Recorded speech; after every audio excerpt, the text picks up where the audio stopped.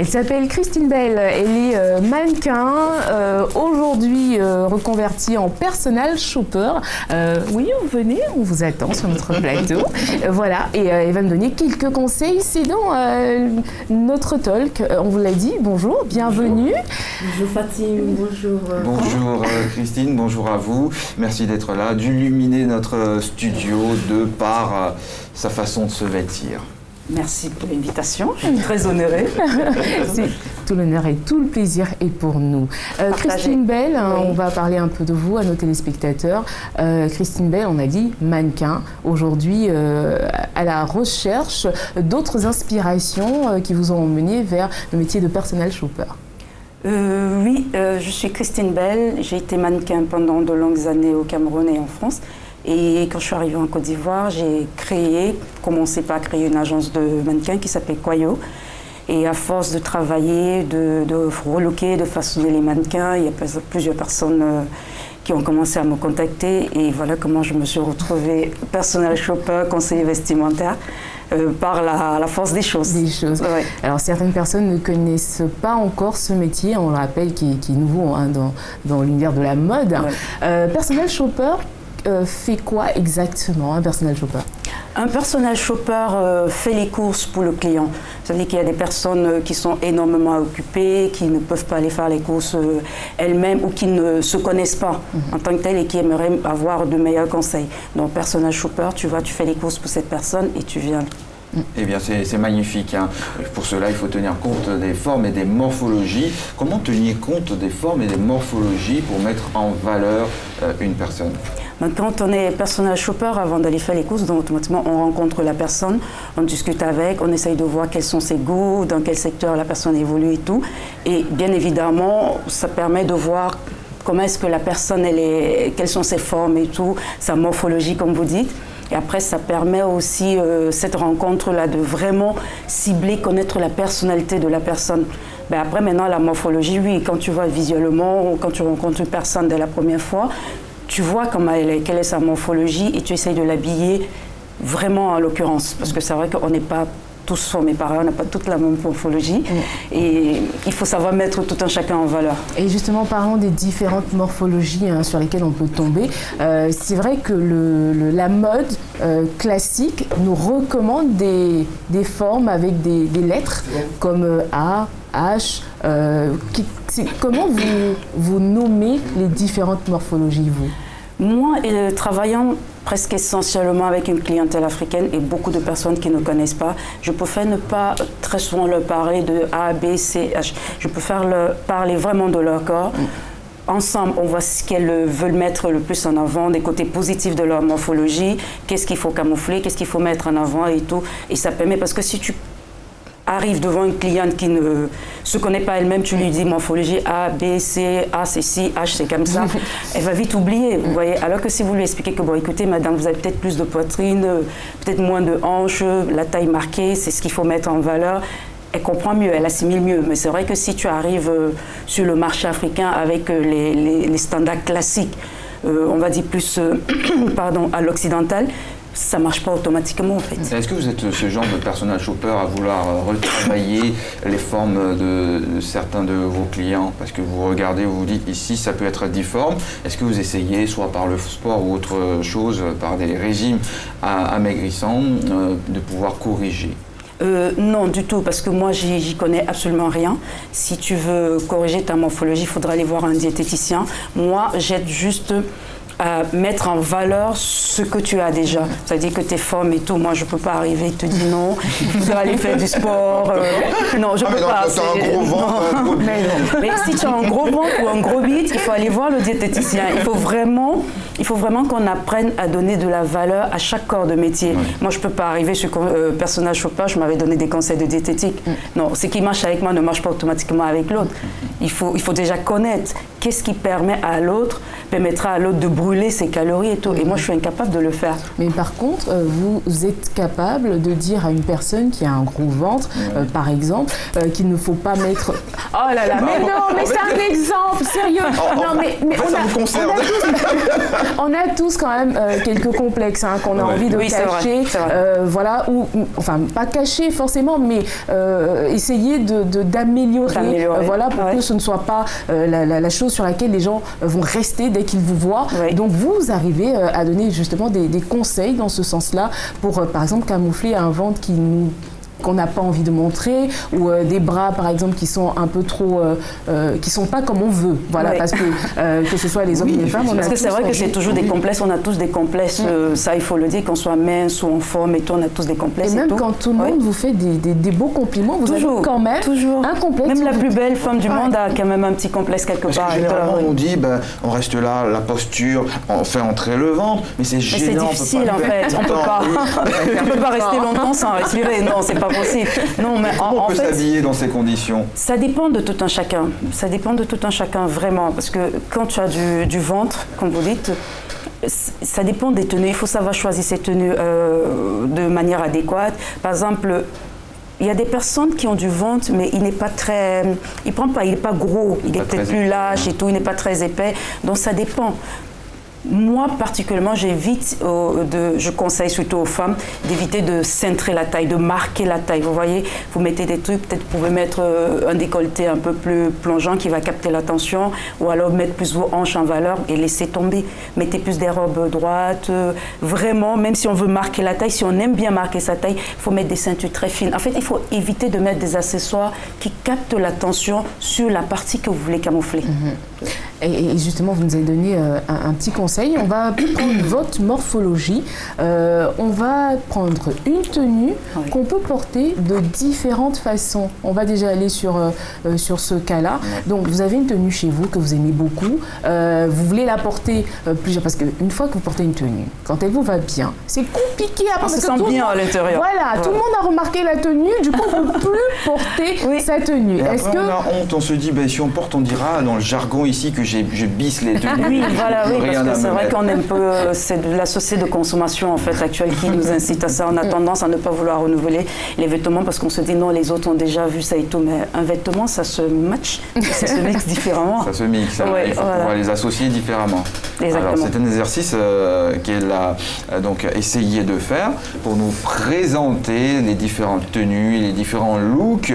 Avec une seule tenue, on peut l'accessoiriser de différentes manières, de sorte à avoir plusieurs styles de vêtements à présenter. Et quand on sort, moi je pense que ça m'intéresse fortement. On va voir les images, évidemment, il pourra les commenter ensemble. Donc une tenue c'est basique, une robe, c'est ça? Une robe basique. Oui, moi je suis partie sur une robe vraiment très basique, droite et tout, parce que je me dis, surtout nous les femmes, on a toute une robe comme ça dans notre garde-robe. Et après, c'est vrai que j'ai essayé de l'agencer. Là, exactement, c'est une robe très simple, comme je disais, droite. Je l'ai mise avec une paire de sandales, une petite ceinture, un petit chapeau, le genre en décontracté, un samedi, après-midi, tout. Voilà, assigné, tranquille. On se prend pas le tête, ma petite chapeau, mes ceintures, tu en sandales. Tu voyez, vous êtes très décontracté et à l'aise en même temps. Voilà. Et sur une autre image, on va voir que vous avez gardé la même robe, mais cette fois-ci, vous l'avez... voilà, pour un style plus classique, enfin, pour le travail, par exemple, ça... Exactement, un peu en renouveau simple, une petite sortie détente avec tout, ça dépend, oui. Parce qu'il faut regarder aussi. Celle-ci, c'est pas. Celle-ci, c'est plus le soir, en soirée. Voilà. En soirée. C'est-à-dire qu'on a la même robe. J'ai rajouté par-dessus un bombas pailleté et un petit sac à main doré, une paire de chaussures argentées. Et voilà, je suis prête à aller faire la fête. Mais pourquoi est-ce qu'on met ce par-dessus qui est une couleur différente? Est-ce pour marquer un peu la différence, pour qu'on puisse percevoir la robe? Oui et non. Parce que là, comme j'expliquais, c'est le soir. Donc j'ai choisi un bombas très pailleté, exactement pour que ça fasse soir, ça fasse festif et tout là, avec mon sac à main doré. Vous voyez, ça fait automatiquement fête. C'est pas une tenue que je vais mettre dans l'après-midi pour aller me balader, non. C'est vraiment le soir avec tout ce qui va avec et tout. Donc ça permet d'habiller un peu plus le vêtement. Vous voyez, ça permet d'habiller un peu plus de vêtements parce que c'est vrai qu'en soirée, on prend toujours la peine. Mais moi, c'est vrai que vous allez regarder sur les tenues, j'ai pas accessoiriser, parce que accessoiriser c'est très délicat. Donc moi j'ai préféré montrer vraiment le côté très basique des tenues, comment est-ce qu'on peut relooker nos tenues, changer et tout là, parce que les accessoires, il faut faire très très attention. Moi, ma veste là, c'est un bombos, il est très pailleté. J'aurais pas pu rajouter un collier. Autre chose, non, ça aurait fait trop chargé. Trop flashy. Trop flashy. Et au-delà même de flashy, ça fait charger. Parce que quand tu arrives, on a l'impression que tu es loot. Tu vois, tu as des trucs qui pendent de partout et tout. Comme une affiche publicitaire. Voilà, exactement. Excusez-moi d'être un peu méchant. Moi, j'aurais dit un sapin de Noël. Bon, bah, en tout cas, l'idée sur cette tenue, on vous rappelle qu'on est sur la même robe basique. Au départ, on est allé avec un chapeau, une ceinture et des sandales pour aller voilà, à la plage, à Bassam, à Signy, comme vous voulez, ce week-end. Et puis, avec la même robe, on arrive à avoir une tenue pour le soir, avec un bombers un peu plus étincelant et des chaussures adaptées, évidemment, à une soirée. Et puis là, sur la troisième photo qu'on est en train de voir, c'est la même robe, mais cette fois-ci, vous rajoutez un par-dessus qui nous permet d'être plus en journée et de pouvoir aller au travail, par exemple, avec. Oui, exactement. Là, j'ai joué sur le côté flashy un peu, parce que j'ai mis une veste oversize, comme c'est ce qui est très tendance en ce moment. J'ai mis une veste oversize et j'ai mis des chaussures. Vous voyez, la plupart du temps, quand on s'habille, il faut faire attention aux couleurs aussi. Là, j'ai 3 couleurs, mais dont 2 qui sont des couleurs qui vont avec tout, des couleurs basiques. Ma robe, elle est bleu nuit. Mon sac à main, il est marron. Donc, je peux rajouter ce que je veux par-dessus, mais en faisant toute attention. Mais pourquoi une chaussure rouge sur ce style? Parce que, comme j'ai dit, j'ai joué sur le côté très flashy. Ma veste, elle est saumon. Ça va très bien avec le rouge orangé, sans dénaturer, sans faire mal aux yeux. Et dans l'après-midi, ça va super bien aussi. Mais il faut vraiment faire attention au mélange des couleurs aussi. C'est très très important. Parce que si on fait un mauvais mix de couleurs, ça peut très vite donner la migraine. Et puis bon, peut-être que là, Franco Duvier, évidemment. Oui, et là, vous voyez, c'est l'après-midi. Voilà, exactement. Sinon, et ça donne du peps en fait. Vous voyez, les chaussures, ça donne du peps. D'accord avec votre vernis, donc sur cette image. Ah ben elle a remarqué, hein, tout ça. Ce sont les femmes. Ça, c'est des petits détails. Des petits détails de femmes qui font que voilà, sur une tenue, on peut s'amuser, on peut vraiment sortir quelque chose d'assez sympa. Et on rappelle qu'on est assis sur un modèle très basique, parce qu'on sait que toutes les femmes ont quand même une robe comme ça dans leur placard qu'elles aiment bien. Et puis, on vous montre qu'on peut porter ça sous différentes formes pour aller à différents endroits. Et pourtant, elles n'ont pas envie de s'en défaire. Hein. Très souvent, nous les hommes, on a envie de mettre le feu à cette tenue, et on se dit j'en ai marre. C'est vrai. Bah ouais. Tout le temps. Non, on ne savait pas. On apprend. C'est un secret que je vous donne. On retient. Ah, mais on retient surtout. Eh oui, on en fera. On a tous un vêtement fétiche. On a tous un vêtement fétiche, un sac à main. Chez les femmes, c'est encore plus marqué parce que très souvent, chez les femmes, elle va flasher sur un sac à main, elle va le mettre pendant 1 mois et le jour où elle le pose, c'est fini, elle peut l'oublier pendant des mois encore. C'est vraiment, chez les femmes, c'est vraiment, vraiment particulier. Et c'est idem pour la robe. Tu as acheté ta robe ou ta tenue et bah oui, tu as envie de te la mettre tout le temps parce que tu te sens bien dedans. Parce qu'il ne faut pas oublier quelque chose. Quand on se sent bien, on a déjà fait 50% de sa journée. Hein. Parce que quand tu arrives quelque part et que tu te sens bien, quel que soit l'auditoire devant toi, tu as de l'assurance. Donc c'est vrai que quand on se sent bien dans un vêtement... Et justement, on en parlait tout à l'heure, les vêtements, il faut faire attention parce qu'on voit dans des magazines, on voit à la télé des personnes porter des tenues qui nous plaisent et puis on se dit pourquoi pas refaire le même modèle ou sans tenir compte de la morphologie, de la situation où on vit, des contextes. Il y a tellement de facteurs qui rentrent en jeu parce que la star, tu ne sais pas où elle est, tu ne sais pas pourquoi elle a mis. Peut-être c'est juste pour le clip, elle ne se balade pas comme ça à l'extérieur et tout. Mais nous, on met juste les vêtements par effet de suivi. Non. Quand tu t'habilles, il faut vraiment... Il y a beaucoup de facteurs qui rentrent en jeu. Où est-ce que tu vas? Est-ce que c'est dans la journée, dans la soirée? Est-ce que c'est dans un bureau? Est-ce que c'est dans un restaurant? Est-ce que c'est dans une discothèque? Est-ce que c'est un rendez-vous d'affaires? Est-ce que c'est... En fait, il y a beaucoup de questions à se poser avant de choisir sa tenue. Oui, c'est vrai. Et c'est quelle image on renvoie de par notre façon de se vêtir pour un monsieur classique, par exemple, ou pour une femme extravagante? Est-ce que tout de suite, quand on rentre quelque part, nous sommes marqués, nous sommes stigmatisés de par notre façon de se vêtir? Oui. Et comment ça s'explique? Ça s'explique que la première image est celle qu'on garde de presque tout le monde. Parce que vous avez dit toujours que la première impression est importante. Parce que quand tu arrives, la manière dont vous êtes vêtis et tout, on vous met déjà dans une classe sociale. Parce qu'avant de parler, avant de pouvoir convaincre quelqu'un, il faut déjà capter son attention. Et la manière dont vous êtes vêtis démontre si cette personne... essaye comment d'expliquer ça. On vous demande si vous êtes positive ou négative, fonceuse, sérieuse ou pas, moralité douteuse. Donc en fait, on nous met automatiquement dans une case dès qu'on nous voit. Et en même temps, c'est pour ça que le vêtement est très important selon le lieu, le rendez-vous. C'est très très important parce que ça permet de marquer l'esprit. Une personne qui a déjà une idée négative, en vous voyant arriver, vous allez doublement travailler moralement pour convaincre cette personne. Peut-être vous avez les capacités, mais quand vous êtes arrivé un peu...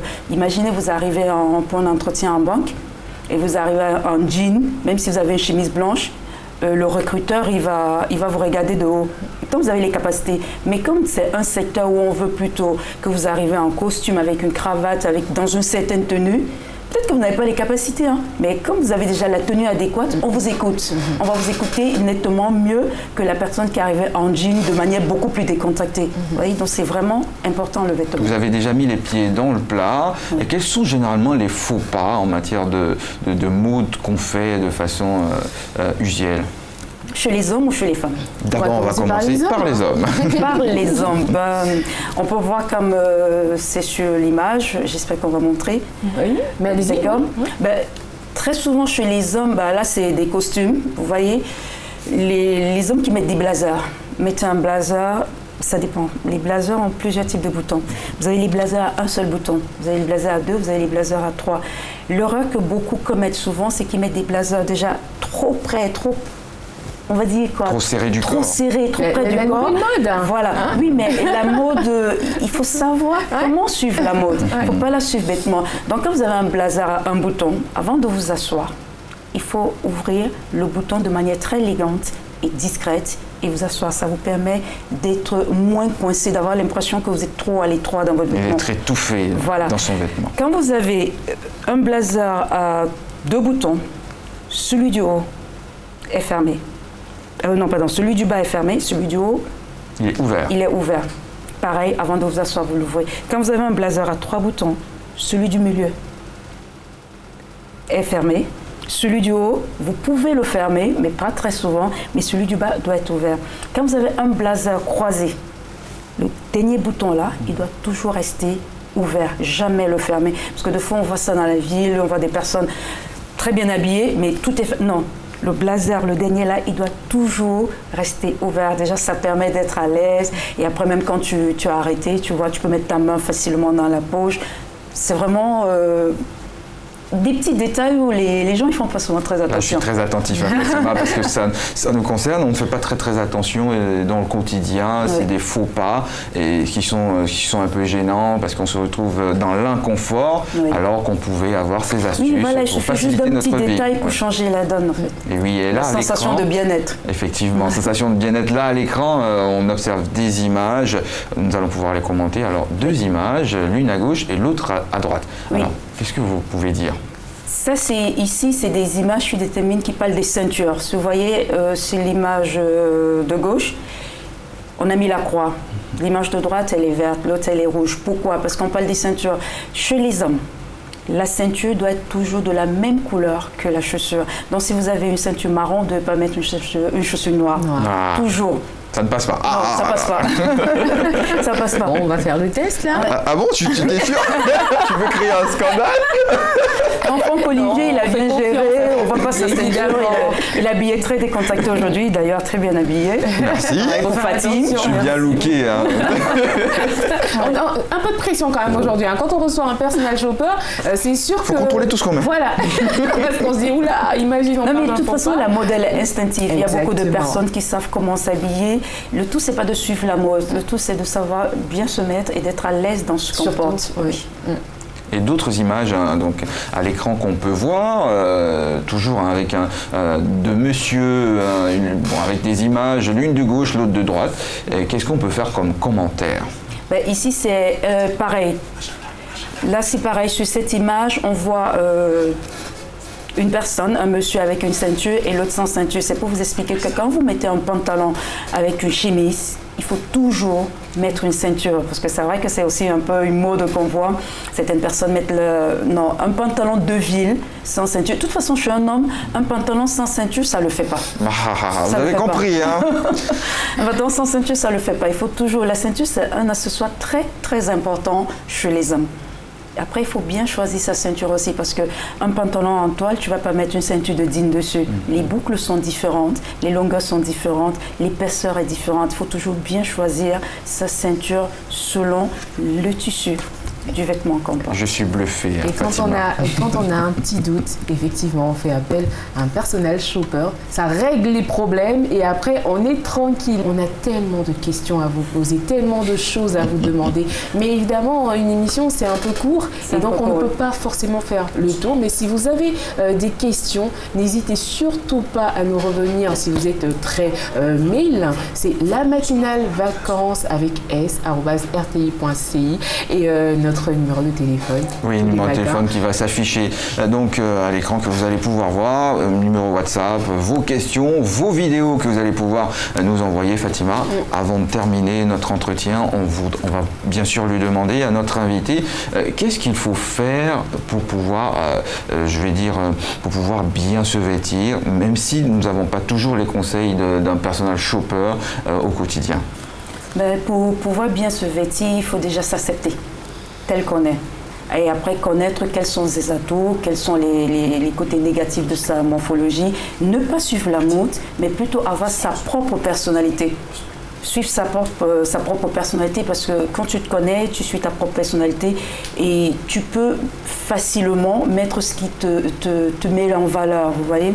Par contre, si vous voulez suivre la mode tout le temps, vous n'allez pas y arriver. Vous n'allez pas y arriver parce que surtout maintenant, on a des modes qui sont vraiment décalées, qui ne sont pas toujours adéquates avec des couleurs qu'on associe. Avec des couleurs, les couleurs même encore ça va, mais c'est surtout les formes. C'est surtout les formes. Vous ne pouvez pas être ronde et vouloir vous habiller comme une personne qui est toute mince. Non, vous ne pouvez pas faire de la taille 40 et prendre le vêtement d'une personne qui fait taille 36, ou alors suivre une mode qui convient plus à une personne mince. Parce que c'est vrai que malheureusement, la mode d'aujourd'hui, elle est plutôt très près du corps, un peu trop sexy. Ce qui plaît à certaines personnes, mais pas toujours. Sexy bien mise comme Fatima. Non, mais ça dépend. Fatima, elle est sexy et classe. Ouais. Malheureusement, il y a de plus en plus de jeunes femmes qui s'habillent plus sexy, vulgaire. Parce que je pense que la ligne rouge, elle est très souvent très vite franchie. Pas franchir le Rubicon. Les gens ne se rendent pas compte que le vêtement adapté pour le soir n'est pas fait pour la journée. Idem pour les chaussures. En journée, il vaut mieux miser sur le confort, parce qu'on est en mouvement, on est au boulot, voilà, on a plein d'activités. Que sur l'esthétique. Voilà. Non, si, on peut associer les deux, mais vraiment esthétique et confort, que ce soit esthétique et mode. Vous voyez, il y a une différence en fait. Mais on y reviendra. Belle conclusion. Christine Bell, on était ravis de vous avoir sur ce plateau et vous êtes obligés de revenir parce qu'on a encore pas mal de questions.